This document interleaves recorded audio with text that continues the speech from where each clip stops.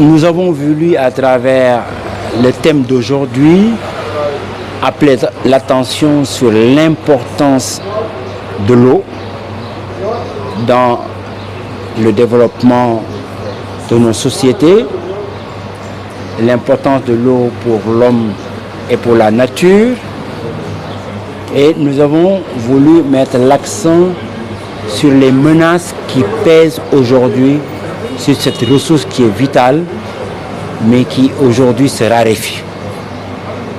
Et nous avons exposé dans ce contexte de raréfaction les solutions qui peuvent être mises en œuvre pour faciliter l'accès à l'eau, pour permettre également de protéger la ressource et faire en sorte que la sécurité en eau soit plus inclusive, mieux partagée et plus efficace.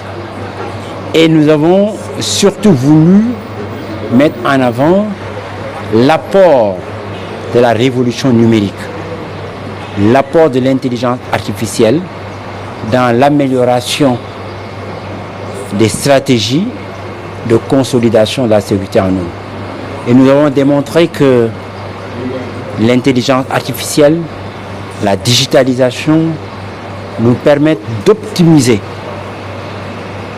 la distribution de l'eau, la surveillance des ressources en eau, mais également de travailler dans la prévention des catastrophes liées à l'eau.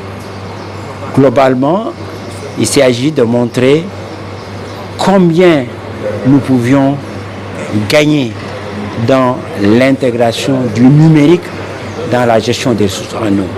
Les gains sont énormes, les promesses sont énormes et nous pensons qu'il faut aujourd'hui travailler à relever les défis. Les défis, c'est d'abord les barrières infrastructurelles. Les défis, c'est également les barrières technologiques. Les défis, c'est les barrières aussi liées à la ressource humaine. Nous avons donc proposé que le Sénégal, dans le cadre du nouveau New Deal technologique qui a été adopté, puisse développer un plan holistique, un plan concret de digitalisation de l'eau qui va nous permettre d'avoir un suivi rapproché, un suivi efficace, exhaustif de nos ressources en eau. Connaître le potentiel, mais aussi connaître les prélèvements, connaître les rejets et faire en sorte que nous puissions avoir une bonne maîtrise de la ressource.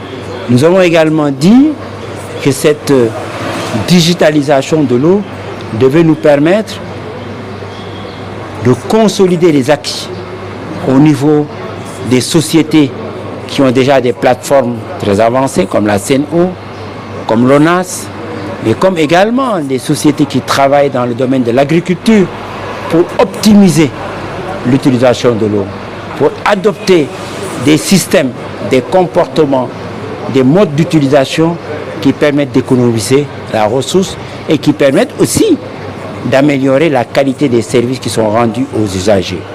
Et nous avons enfin dit qu'il faudrait travailler avec tous les partenaires, les universités, les startups, les entreprises, pour que dans un partenariat bien réussi, que nous puissions développer les stratégies qui vont nous permettre d'avoir notre intelligence artificielle locale, dans le sens où on va collecter, on va concentrer, on va partager les données locales, dont la qualité doit être améliorée en termes d'exhaustivité, de pertinence.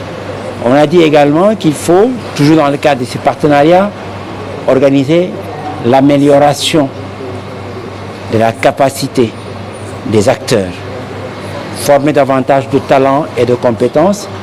Et enfin, on a beaucoup parlé des questions d'éthique, de responsabilité dans l'utilisation de l'intelligence artificielle.